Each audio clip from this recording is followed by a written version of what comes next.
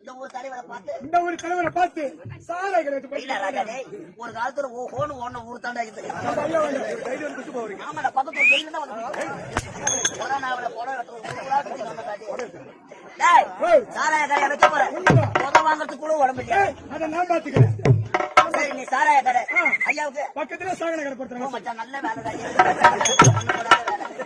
கூட வந்துடுறேன். ஐயாவுக்கு ஐயாவுக்கு என்ன வேலை?